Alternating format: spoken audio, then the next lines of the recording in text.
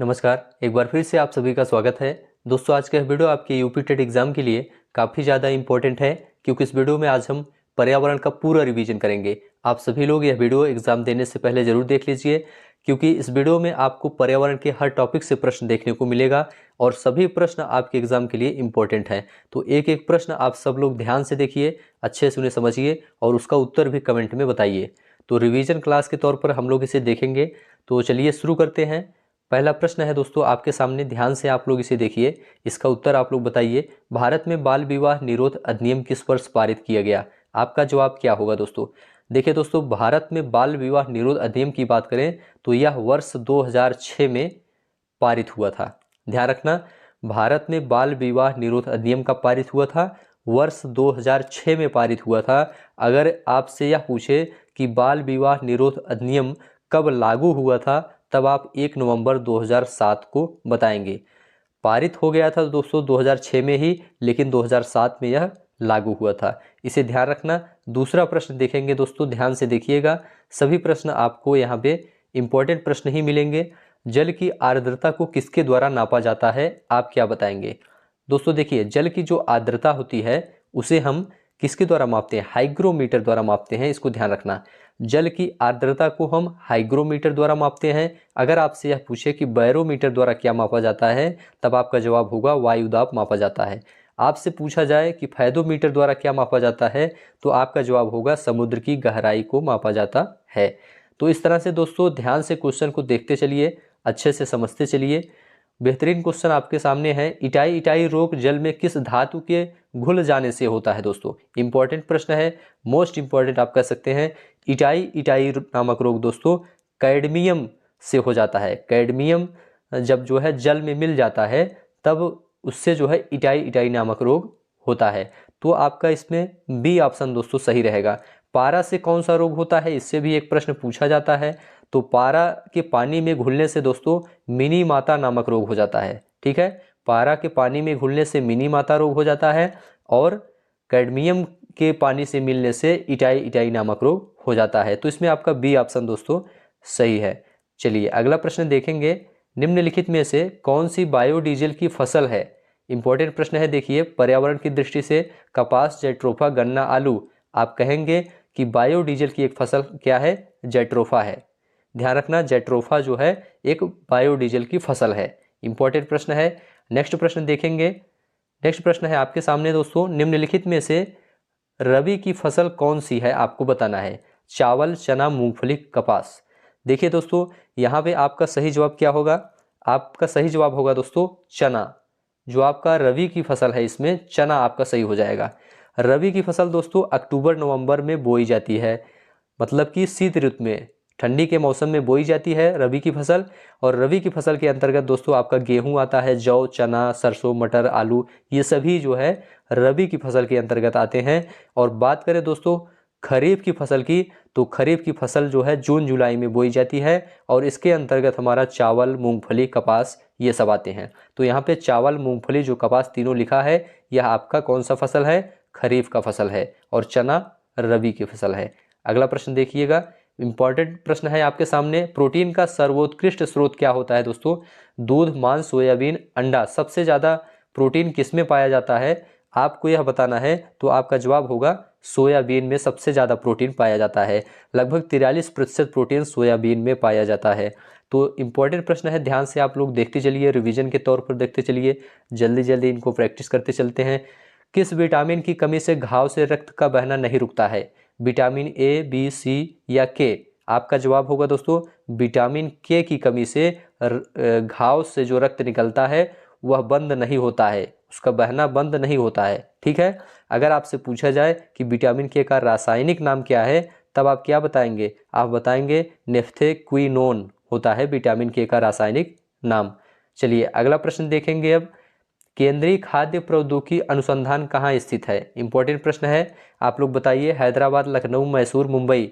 आपका जवाब होगा दोस्तों मैसूर में स्थित है, मैसूर कर्नाटक में। ठीक है, तो आपका इसमें तीसरा विकल्प सही हो जाएगा, मैसूर में केंद्रीय खाद्य प्रौद्योगिकी अनुसंधान स्थित है। चलिए अगला प्रश्न अब हम देखेंगे, ध्यान से आप लोग देखते चलिए। निम्नलिखित में से कौन सा अलग समूह से संबंधित है? स्कर्वी, रिकेट्स, रतौंधी, रेबीज। आपका जवाब होगा दोस्तों डी ऑप्शन, रेबीज जो है तीनों से अलग है। क्यों अलग है? क्योंकि स्कर्वी, रिकेट्स, रतौंधी ये विटामिन की कमी से होने वाला रोग है, जबकि रेबीज जो है यह कुत्ते के काटने से होता है दोस्तों। तो स्कर्वी रोग कैसे होता है, किसकी कमी से होता है, कौन सी विटामिन की कमी से? तो आप कहेंगे विटामिन सी की कमी से। और विटामिन डी की कमी से रिकेट्स होता है, विटामिन ए की कमी से रतौंधी नामक रोग होता है। तो ध्यान से प्रश्न को आप देखते चलिए, आपका रिवीजन होता चलेगा और डिटेल में थोड़ा बहुत समझते चलिए। निम्न में से कौन सा पक्षी स्वयं के घोंसले का निर्माण नहीं करता है? आप बताइए। कौवा, कोयल, गौरैया, बुलबुल। आपका जवाब क्या होगा दोस्तों? आपका जवाब होगा कोयल। कोयल एक ऐसा पक्षी है दोस्तों जो स्वयं अपना घोंसला नहीं बनाता है, वह अपने अंडे को कौवे के घोंसले में देता है और कौवा जो है उस अंडे को पालता है। ठीक है, तो इस तरह से आपका कोयल इसमें आपका सही हो जाएगा दोस्तों, इसको ध्यान रखना। नेक्स्ट है, वनों को कहा जाता है, क्या कहा जाता है? Green gold, green island, green house या ग्रीन सिल्वर। आपका जवाब होगा हरा सोना, मतलब कि ग्रीन गोल्ड कहा जाता है। मोस्ट इंपॉर्टेंट प्रश्न है दोस्तों। ठीक है, क्यों कहा जाता है? क्योंकि इससे हमको बहुमूल्य चीज़ें मिलती हैं, औषधियाँ मिलती हैं, शहद, गोंद, लकड़ी, ये सब जो है हमें पेड़ पौधों से ही मिलता है, वनों से ही मिलता है। ठीक है, इसलिए इसे ग्रीन गोल्ड कहा जाता है, हरा सोना कहा जाता है। अगला प्रश्न है, सरीसृप के अंतर्गत निम्न में से कौन आता है? तो देखिए यहाँ पे कछुआ, अमीबा, फर्न, व्हेल। आपका जवाब क्या होगा? आपका जवाब होगा कछुआ। कछुआ जो है दोस्तों यह सरीसृप के अंतर्गत आता है। सरीसृप किसे कहते हैं? जो पृथ्वी पर दोस्तों सरक कर चलते हैं, जो जंतु जो है पृथ्वी पर सरक कर चलते हैं, जैसे कि सांप हो गया, छिपकली, मगरमच्छ, कछुआ, ये सब जो है सरीसृप के अंतर्गत आते हैं। ठीक है, बात करें दोस्तों व्हेल की, तो व्हेल क्या है? व्हेल एक स्तनधारी जंतु है, यह भी ध्यान से देख लीजिए। अमीबा की अगर बात करें दोस्तों, तो अमीबा क्या है? एक कोशिकीय प्रोटोजोआ संघ का जंतु है। चलिए अगला प्रश्न अब हम देखेंगे, निम्न में से कुनाइन नामक दवा प्राप्त होती है, किससे प्राप्त होती है? मनी प्लांट से, सिनकोना प्लांट से, यूकेलिप्टस से, अकोनाइट से। तो आप कहेंगे दोस्तों सिनकोना प्लांट से प्राप्त होती है। किससे प्राप्त होती है? सिनकोना प्लांट से कुनाइन नामक दवा प्राप्त होती है। चलिए दोस्तों, वीडियो अच्छा लग रहा है तो चैनल को सब्सक्राइब कर लीजिए और कमेंट में ज़रूर बताइए कि क्या यह आपके लिए इम्पोर्टेंट है या नहीं। कचरे के उचित निस्तारण हेतु किया जाता है, आपको बताना है 3R, 4R, 2R, 5R। कचरे के उचित निस्तारण हेतु किया जाता है, क्या किया जाता है? आप कहेंगे 4R का इस्तेमाल किया जाता है। 4R का मतलब क्या होता है दोस्तों?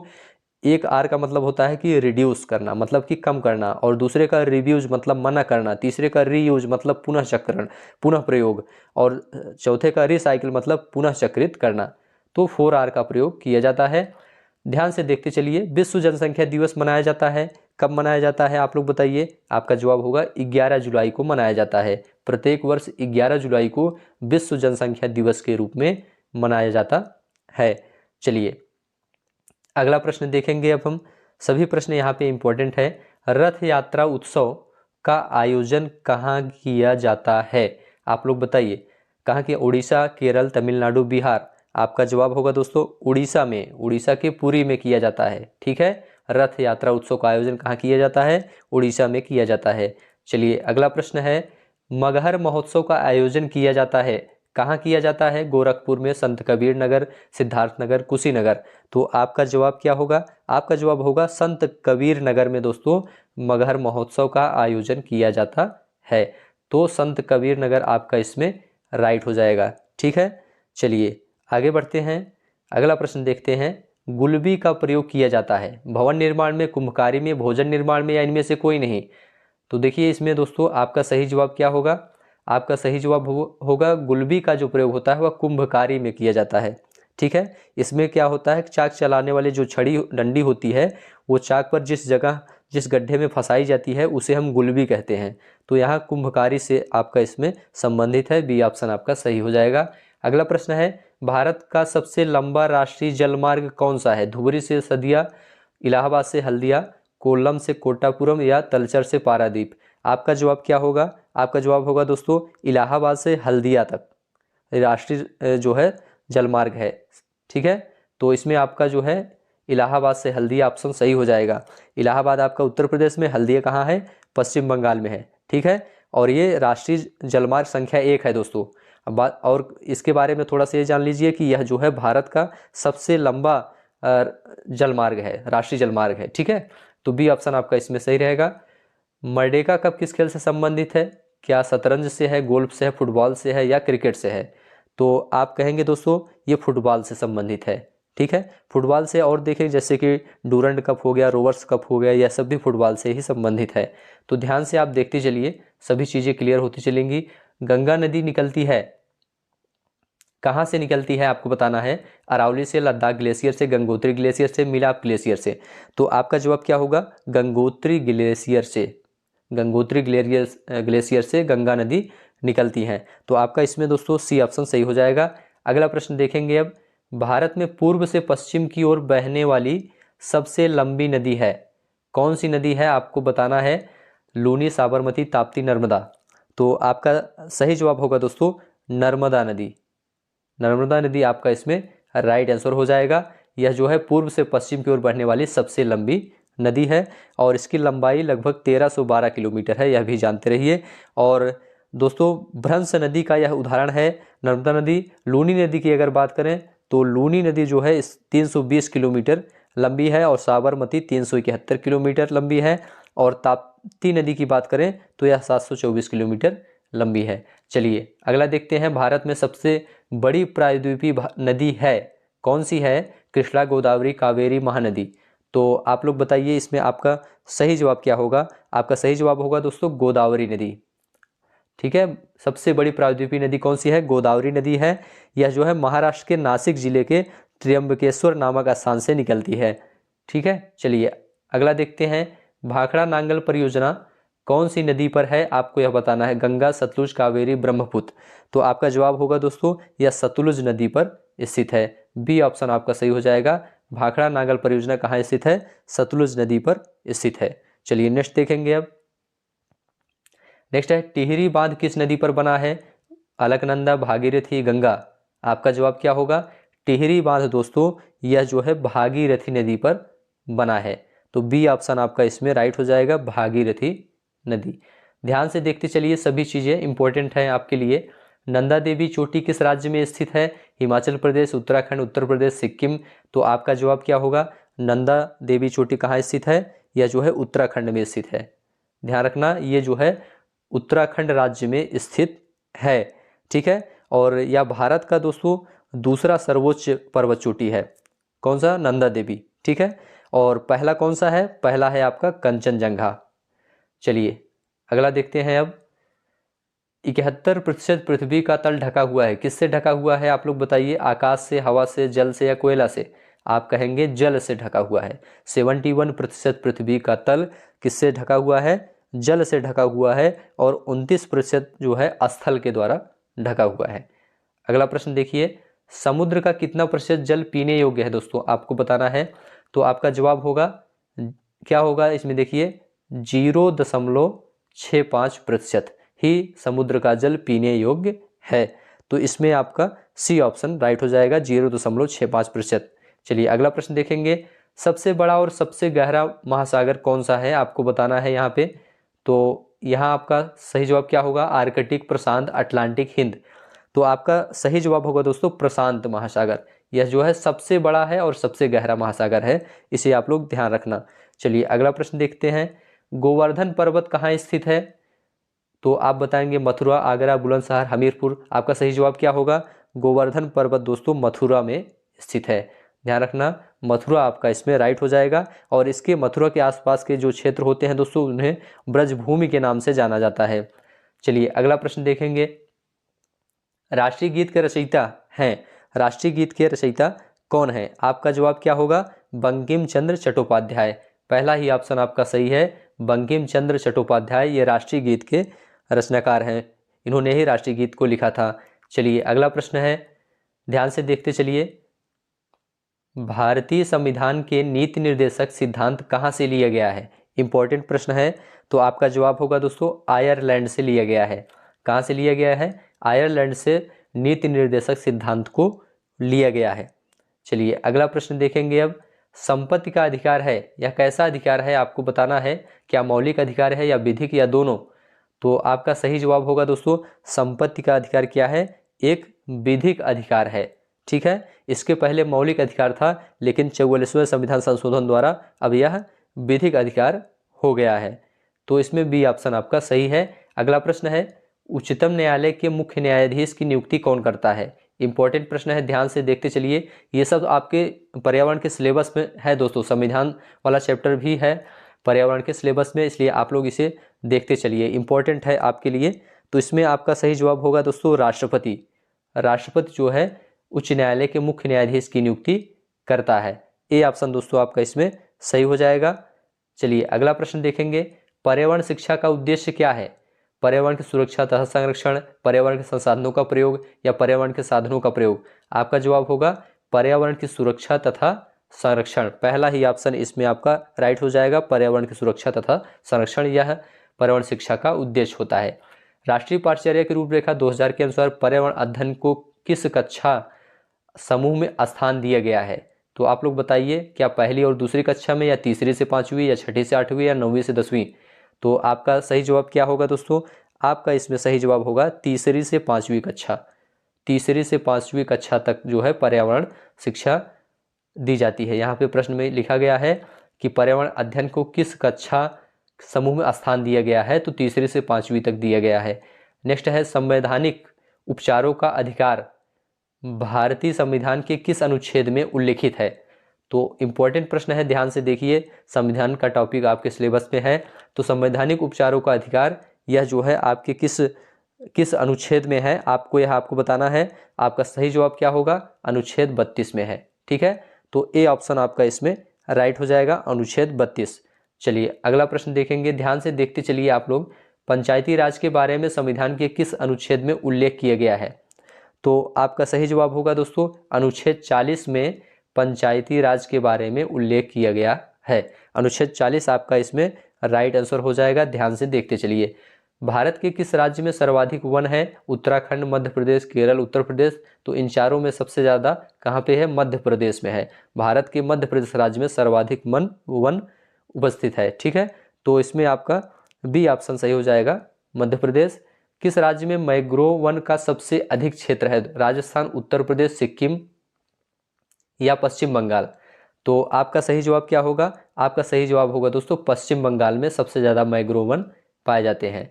डी ऑप्शन सही है। कौन सी नदी बंगाल का शोक कहलाती है? इंपॉर्टेंट प्रश्न है, आप लोग बताइए। दामोदर, गंडक, कोसी, सोन? आपका सही जवाब होगा दोस्तों दामोदर नदी को बंगाल का शोक कहा जाता है। दामोदर नदी को क्या कहा जाता है? बंगाल का शोक कहा जाता है।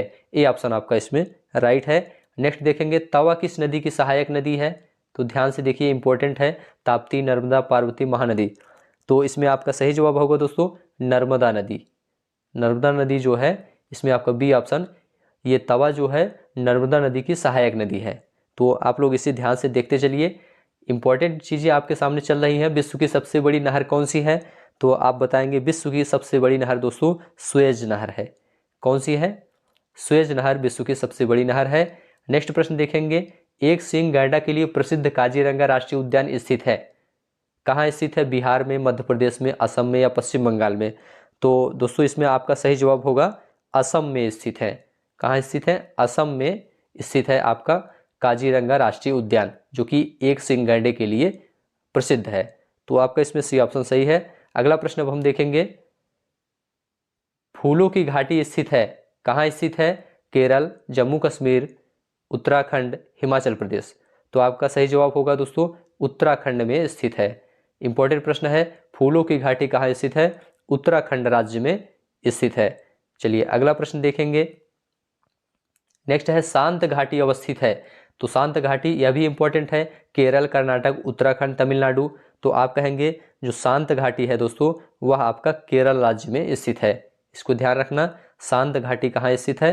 केरल राज्य में स्थित है। नेक्स्ट प्रश्न देखेंगे अब, सारनाथ स्थित है केरल में, महाराष्ट्र में, गुजरात में, उत्तर प्रदेश में? तो आपका सही जवाब होगा उत्तर प्रदेश में। उत्तर प्रदेश के वाराणसी में स्थित है दोस्तों सारनाथ। ठीक है, तो डी ऑप्शन आपका इसमें राइट हो जाएगा। नेक्स्ट प्रश्न है, ध्यान से देखते चलिए, सभी चीजें आपके लिए इंपॉर्टेंट हैं। भारत के किस राज्य में फुलहर झील स्थित है? मध्य प्रदेश, उत्तराखंड, उत्तर प्रदेश, बिहार? तो आपका इसमें सही जवाब क्या होगा? आपका सही जवाब होगा दोस्तों ये जो है उत्तर प्रदेश में स्थित है। कहाँ स्थित है? उत्तर प्रदेश में स्थित है। उत्तर प्रदेश के पीलीभीत जिले में, पीलीभीत जिले में फुलहर झील स्थित है। तो इसमें आपका जो है सी ऑप्शन दोस्तों राइट है। चलिए आगे बढ़ते हैं। अब भारत में सबसे कम वर्षा वाला स्थान कौन सा है? लेह, बीकानेर, जैसलमेर, चेरापूंजी। तो आपका सही जवाब होगा लेह है। लेह में सबसे कम वर्षा होती है। आपका सही जवाब ए ऑप्शन है, ठीक है। और सबसे अधिक जो है मौसिनराम में होती है। तो ए ऑप्शन आपका इसमें राइट है। लास्ट प्रश्न आपके सामने है, इसे भी आप लोग देखिए, इसका आंसर बताइए। स्टैच्यू ऑफ यूनिटी भारत के किस राज्य में स्थित है? गुजरात, राजस्थान, मध्य प्रदेश, महाराष्ट्र। तो आपका सही जवाब होगा दोस्तों स्टैच्यू ऑफ यूनिटी ये गुजरात राज्य में स्थित है। अगर आपसे पूछा जाए इसकी ऊंचाई कितनी मीटर है, तो आप बताएंगे 182 मीटर ऊंचा है और यह विश्व की सबसे ऊंची प्रतिमा है। तो इस तरह से दोस्तों 50 प्रश्न आपका यहाँ पर्यावरण का कंप्लीट हुआ। ये सभी